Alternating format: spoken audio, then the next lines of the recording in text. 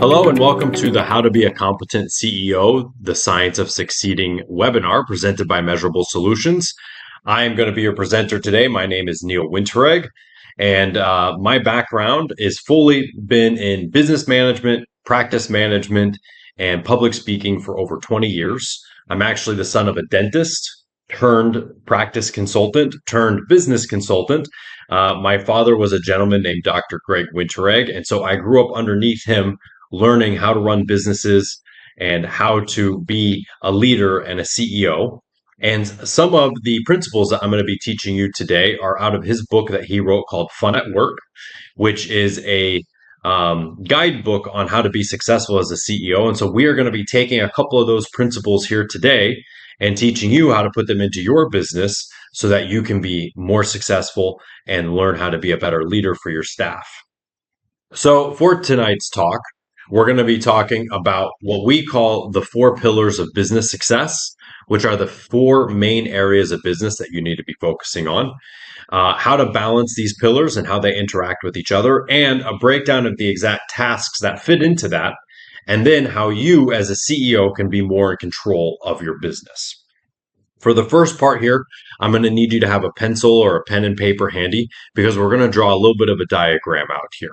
And what I want you to do is I want you to write on your piece of paper, kind of like how this is here, off to the left, somewhat in the center of the page. I want you to write the word sell. Any business has to be able to sell its product, whether you're Google, you're Apple, you're Tesla, any product, any service, or even just making candles in your mom's basement as an entrepreneur, you have to be able to sell the product that you have. And then after you've been able to sell that product, you can then deliver that product. Now, delivery would not have to just be actually sending a product to somebody, but actually showing up to their house, giving them what it is that they paid for, and actually doing all the steps necessary for whatever it is that you did sell them. So as you can see here, you have to be able to sell something to then be able to deliver something. And you can't deliver something without selling it or else you won't get paid. So these are 2 very key elements here to any business. Now, the third pillar that we're going to be talking about is getting in more new customers. And this is how not only does this cycle start so that you can sell and deliver something, but so that your business can keep going in perpetuity by getting in more new customers to sell and deliver to. Different businesses do have different models. Something like a medical office, a doctor's office, a massage therapist, something of that nature will not only be getting in new customers to sell, but will also be getting in past previous customers to sell. And that actually falls under the sales area. That's not part of the marketing of the new clients or the new customers that you might be getting. But these 3 things are absolutely vital and are the 3 main pillars to any business being able to run and function and pay its staff and continue to grow. Now, the 4th pillar is actually the most important pillar because it is management. It is management's job to entirely focus on problem solving, getting rid of stops and barriers, and continuing to put fuel on the fire that allows the business to be able to get in more new customers, sell their product, and deliver their product.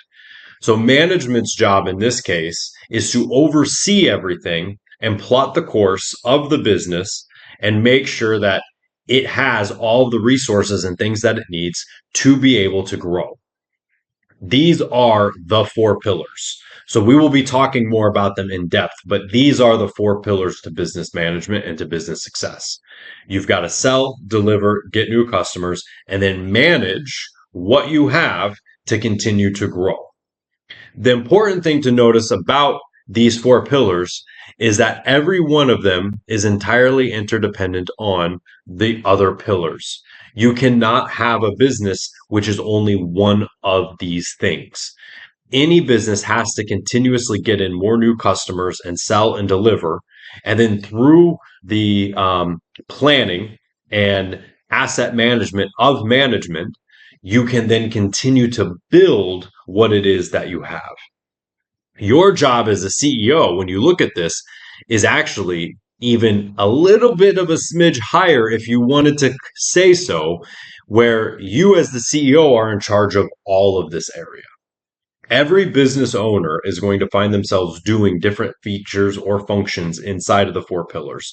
But if you want to actually be the CEO and manage the show, you have to make sure that you have a management structure in place that then you can oversee. And that is how you become completely independent of a business to where you can be there or not be there and still have the place run because you are no longer dependent upon, or the business is no longer dependent upon you to do any aspect of what's going on right now, which I'm going to guess is probably pretty different from whatever it is that you might be experiencing right now, because some of you might be sitting there thinking, well, I do all four of those things. Yes, I hear that. And that is something that we're going to be talking about here shortly. But what I want you to look at is each one of these four pillars and what aspects of your business comprise them so that you can start thinking with where you fall into each one of these categories. Now, let's look really quickly at just what we mean about a couple of these things. Let's start with the sales aspect.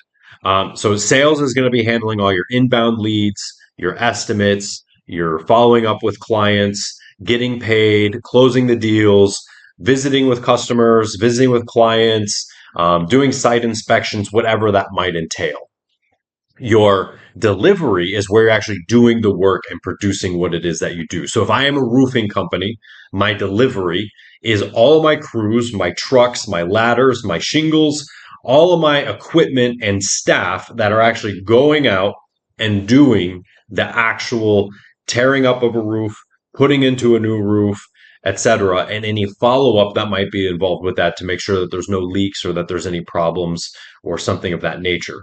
But you see, that is different from the sales guy. The sales guy might be a roofer, and the sales guy should be a roofer and probably knows how to do those things. But when he's showing up to the job, he is there looking at what is going to need to be done by the delivery crew so that I can actually price this so that the company makes money. Because if the company is not making money, it's not necessarily the delivery crew's fault that the sales guy charged $2,000 less than we were supposed to. It would only be the delivery guy's fault if the roofers took 2 days longer to do the roof than they should have. Now we're losing money because of an inefficiency in delivery, not as an inefficiency of sales. And obviously, marketing is going to be all of our social media, our content, all of our creation, our postcards, follow up phone calls, Google reviews, our Google My Business page, anything that gets your name out there and actually gets you out seen by individuals. Management, on the other hand, is going to have an overall view of things. You're going to see things like answering the phones. Management's job would be answering the phones because we don't know if these calls coming in are sales or marketing or delivery related phone calls. So they're going to be in charge of that. But the other thing that you have to think of as a CEO is that management's job is to actually predict and understand where the company is going and what pitfalls are going to be ahead of it so that you can plan for the future and not be caught flat footed. Most importantly, management is in charge of all hiring and training of the staff. So it is their job to make sure that we have actual systems in place on who to hire, what type of attributes we're looking for, and then when they arrive, what training do they actually go through to make sure that they can make it on their job? That would be a management function. Now, the thing that you'll notice about all four pillars is that they have to be balanced. And in the next section, we're going to be talking about what happens and doing examples of what happens when these are imbalanced. But let's look at something here. If one of these four areas is failing down, all other areas of the business are affected by that and will collapse. So, as a business owner, as a CEO, as an entrepreneur, whatever role you may have, right now, I need you to do something.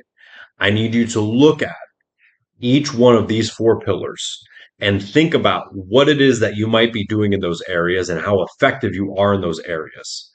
And you have to be able to take a step back and in an unbiased way, rate yourself or your business on a scale of 1 to 10 on how you feel like you perform in each one of these areas. So, again, look at this: selling, delivering, getting in new customers, management. On a scale of 1 to 10, how would you rate yourself as far as how effective you are?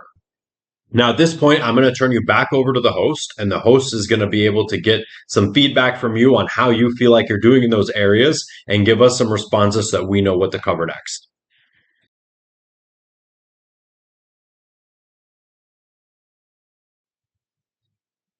Okay, good. So now let's talk about how you go broke based off of the four pillars and what happens when either one of these areas is actually not functioning or up to its correct standards. The first example that we'll talk about is the trying to handle everything through delivery.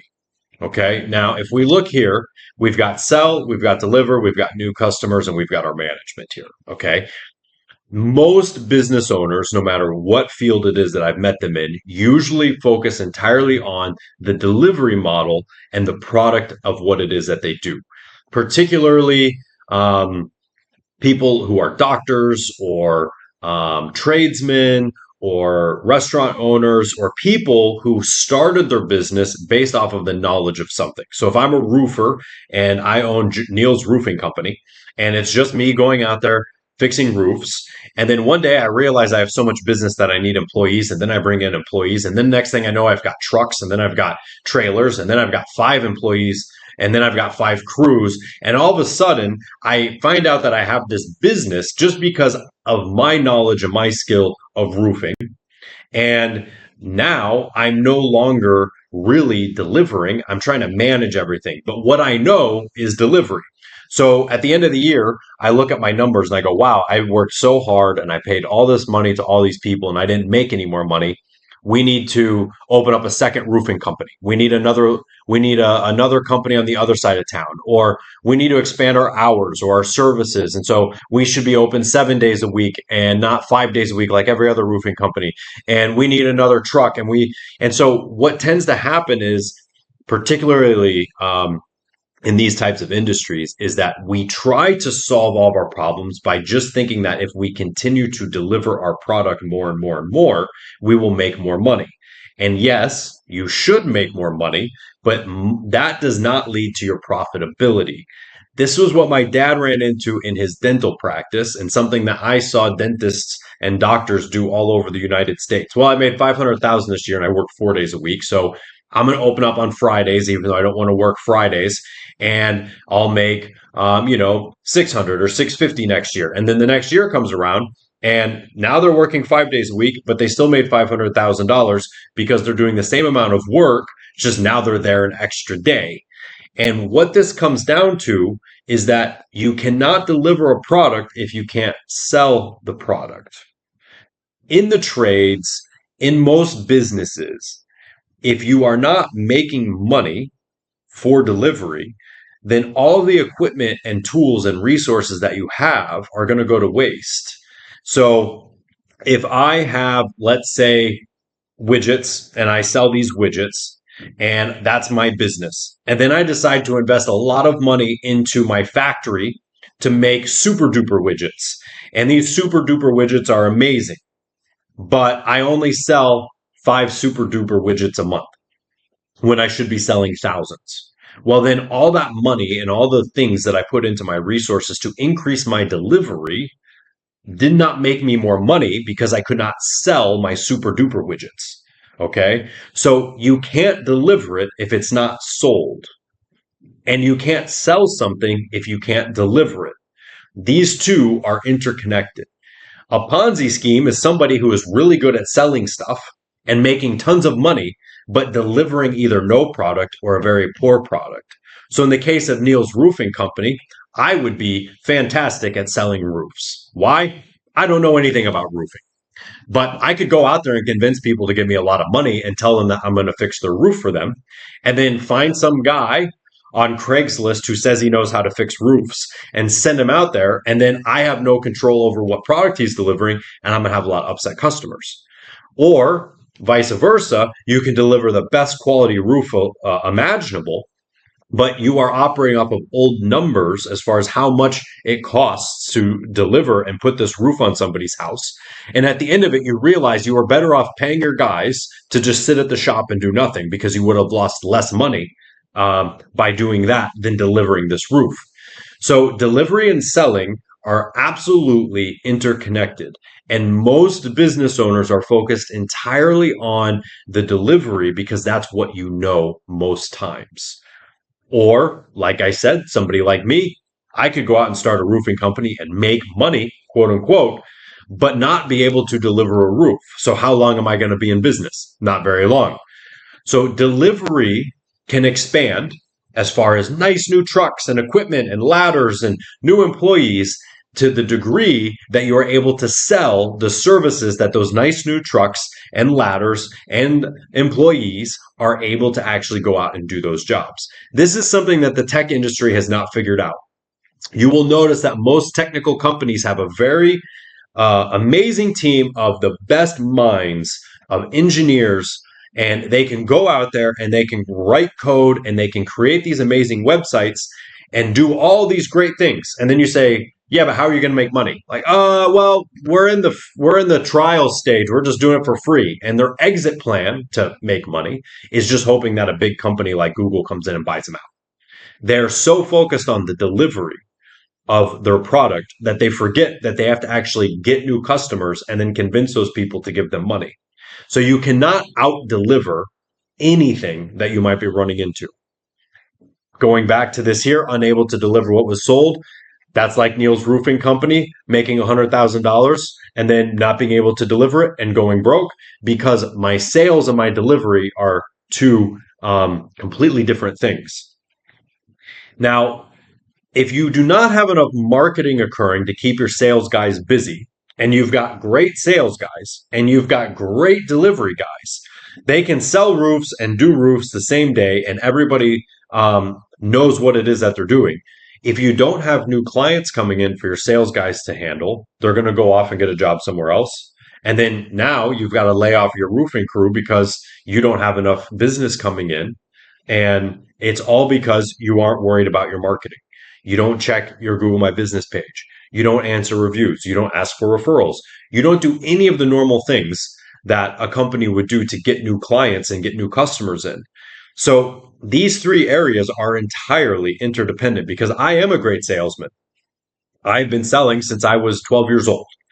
But if I don't have anybody to sell to, I can't sell much. Now I can go out there, and as my dad used to say, even a blind squirrel can find an acorn, right? I can go out there and I can make some money and I can make something happen. But if we don't have a team backing me up, sending me names, identities, etc., of new potential clients and customers, I have nobody to go and sell to. And so most companies, we kind of just take our marketing and we just sort of either hire a company and pay them thousands of dollars a month, not actually knowing what they're doing for us, or we don't do anything at all. And we just sort of keep going and hoping that we continue to expand. That is not how you actually make money as a CEO. If you are not making enough money right now, ask yourself, am I really making enough money right now? Am I happy with the way that it is? Then you are guaranteed to be completely off with either your marketing, your selling, or your delivery, or, hate to break it to you, all three. So if you look back at those scores that you gave yourself and you really look at how the business is doing, I want you to kind of maybe even reevaluate some of those scores you gave yourself, because here's what I know from working with business owners for the last 22 years of my life. Every business owner that I've met, for the most part, was doing all of these things themselves, no matter how many staff they had.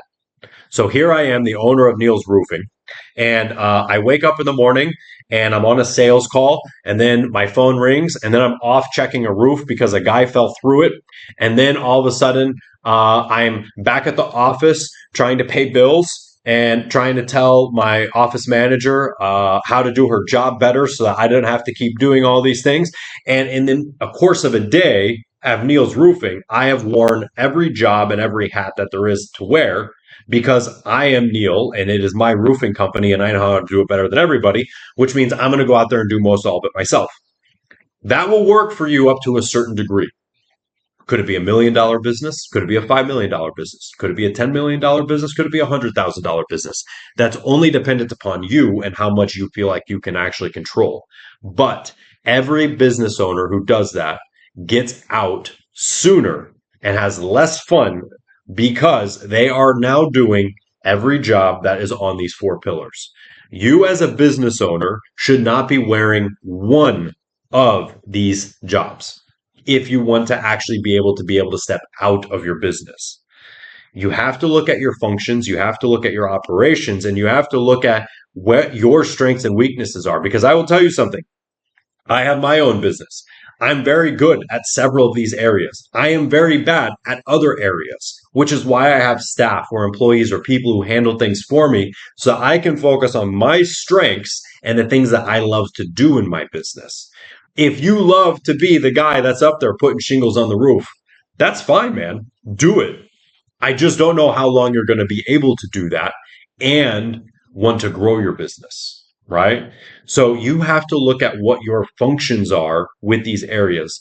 The way you go broke and the way you stop having fun as a business owner is when one or more of these areas is completely out of alignment, causing you to have to do it yourself, or you've gotten so fed up with the people that you've hired who couldn't do the job that you no longer are willing to give them any responsibility. And you say, I'm going to do it myself. Oh, yeah, I can do that in an hour. And if I pay somebody to do it, it takes them all day. Well, guess what? As a CEO, you're better off paying that person to work on it for 7 hours than for you to do it for an hour. But you are a poor leader if you can't see that. And you will ever, always be stuck in one of these four pillars if you are unwilling to replace yourself and learn how to actually turn these functions over to others. Now, we're going to go back to the host. I hope you found this helpful so far, and he's going to have some questions for you before we pick back up.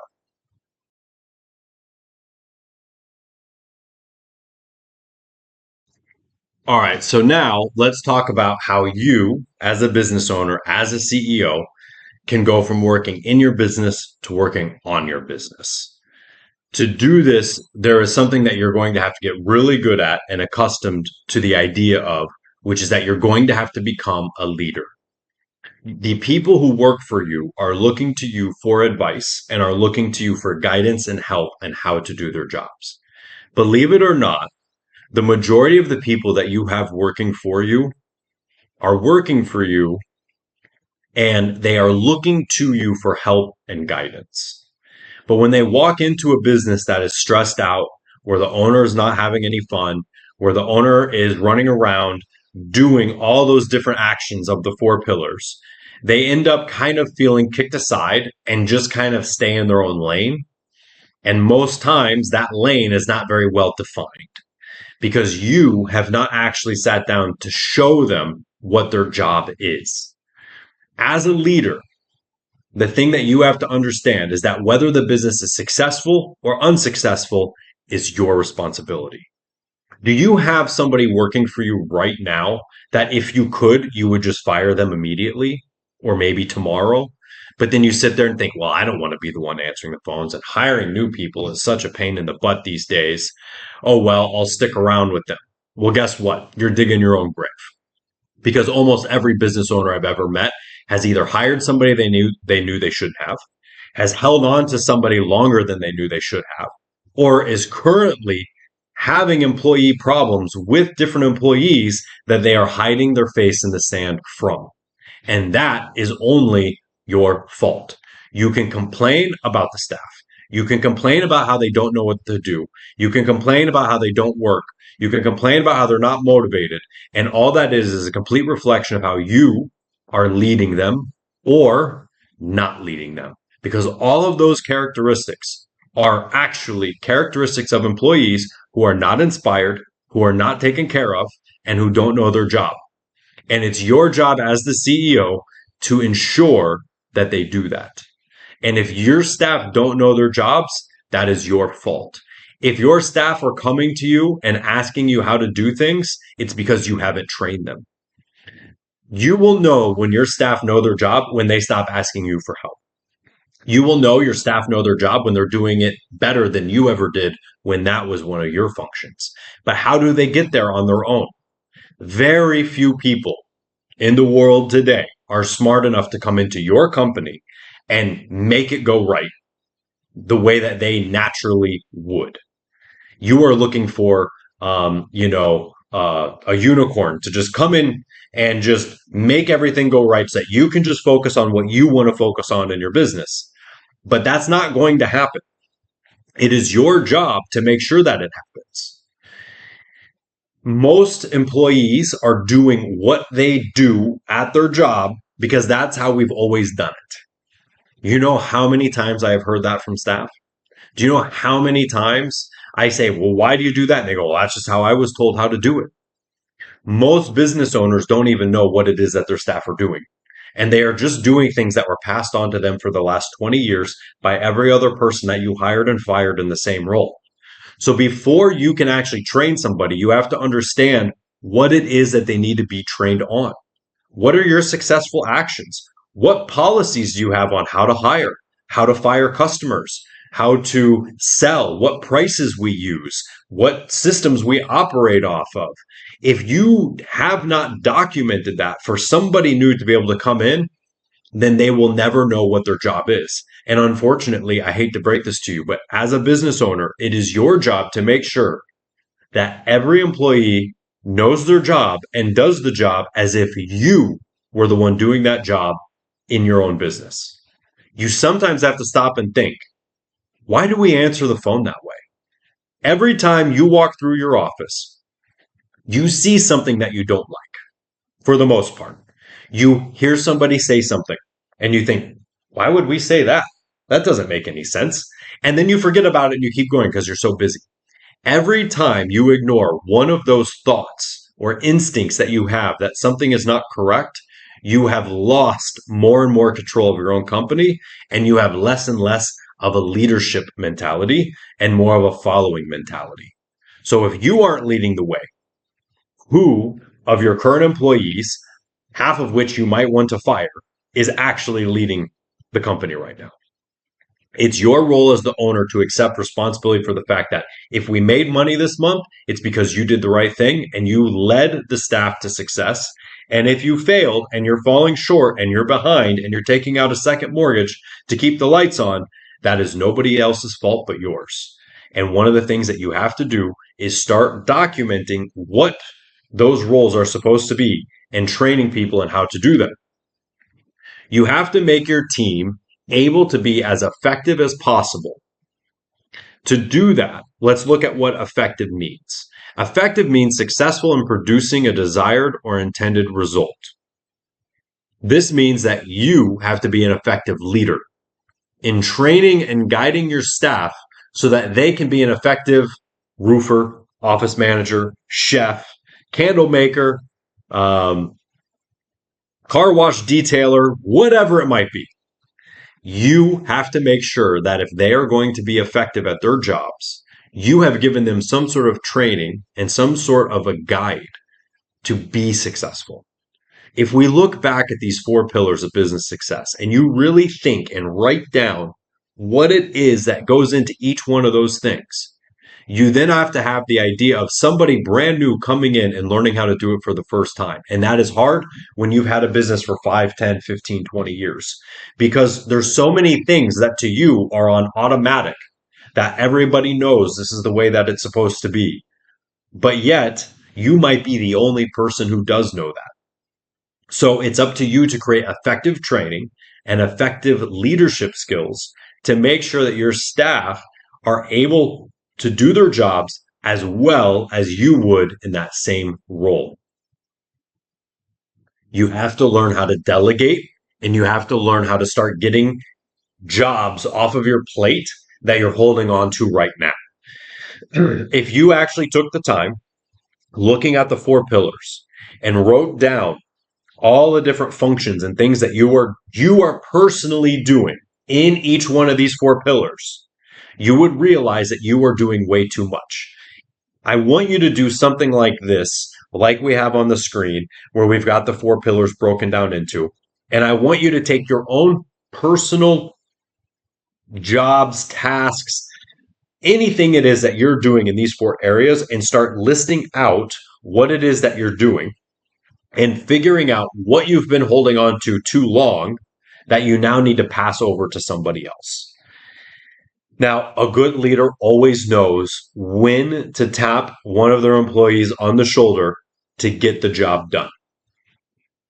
You have employees working for you right now that need to be stepping up with what they're producing for you, how well they're doing for you, or maybe you need to hire people into these areas. You might sit here and look and realize, oh my gosh, I am doing a whole nother, I could be giving away a whole nother employee's job from the things that I'm currently focusing on.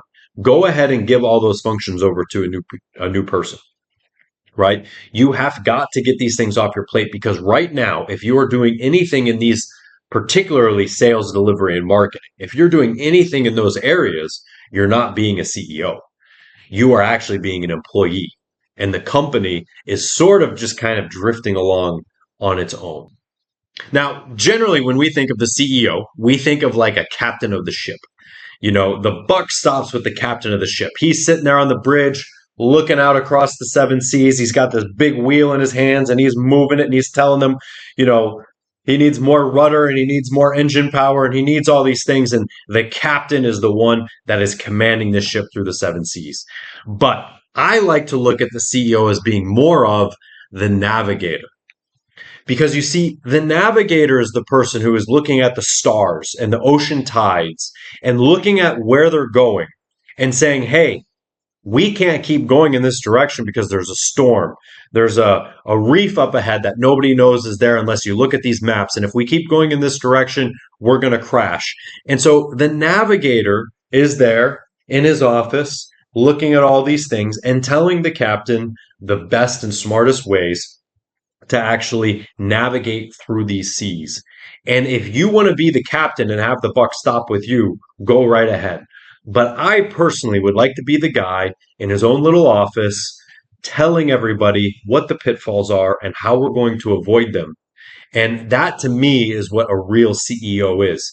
If you're there turning on the engines, running upstairs, checking your oil pressure, taking the lines off of the dock so that the ship can set sail, serving up drinks to the guests on the ship, well, you're going to be very busy and you're going to do very little sailing and you're going to do very little navigating.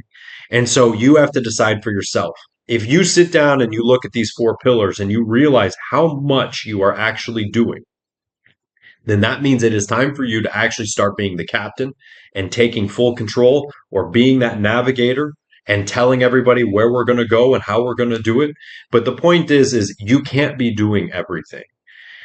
Most business owners have a problem with expansion or delegation or something of that nature for two reasons. One, they love doing it themselves, even though they won't admit it. Or two, they think it would be very expensive to hire another person to come in and do these things for them.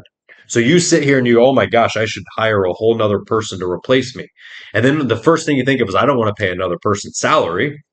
But here's the thing. You can't afford not to because you are doing the job of a $30, $40, $50,000 a year employee as the owner. You are wasting your time and your money doing tasks that somebody else could be doing instead of doing the big picture stuff that you need to be focusing on. The other thing, like I said, that we don't like about having to hire new people or fire people is the fact that now we have to train somebody and they're annoying and they ask stupid questions and we don't like it and we would rather, yes, it's true. It does take time to train, but you will never be a leader of a group of people working for you if you can't train them and if you can't communicate to them effectively so that they can do their jobs. So you have a choice to make.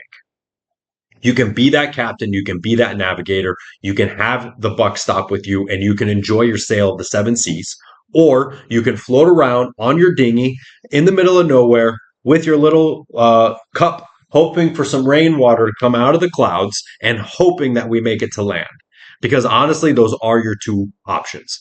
I've been working with small business owners for 22 years, more than half of my life. And honestly, it pains me to see the struggles that you guys go through, self-inflicted, because you don't have the knowledge and training of what it takes to be a leader. Like I said, Joe's Roofing Company, the guy starts off, he's an amazing roofer. Next thing he knows, he's got a big company. The guy never learned how to be a business owner. He woke up one day and realized he had a business, much like a lot of you watching this probably did. You took your love and your passion of doing something and turned it into something that made you money. Now it's time to learn how to lead and how to be a business owner. When you know how to be a business owner, the game of owning a business is actually fun again. And it takes you back to when you first started off working by yourself in your garage or in your coffee table at the beginning days of your company when it was just you. And now you've got this whole mess around and you're trying to figure it out. You've got to learn how to train, you've got to learn how to delegate, and you got to learn how to be a leader. And to do that, you have to learn how to be a business owner and how to hire the right people, train the right people, and make sure that you surround yourself with a winning team. And that is how you will be successful. Next, we're going to talk about this event coming up that I think is really going to help you. I hope this was helpful to you. I hope whether I see you at our next event or not, that you really do sit down and evaluate your own personal performance on these four pillars of business. You might find that just by separating out all the different things you do in a day into these four different areas, you might have more time. You might feel a little bit happier because now you've got something to focus on and deal with. But I will tell you that the best way to succeed is to learn how to be in control of your business and learn how to be in control of your employees so that you do hit your targets and goals. So I'm going to turn it over to the host here, and we're going to get you the rest of the information that you need.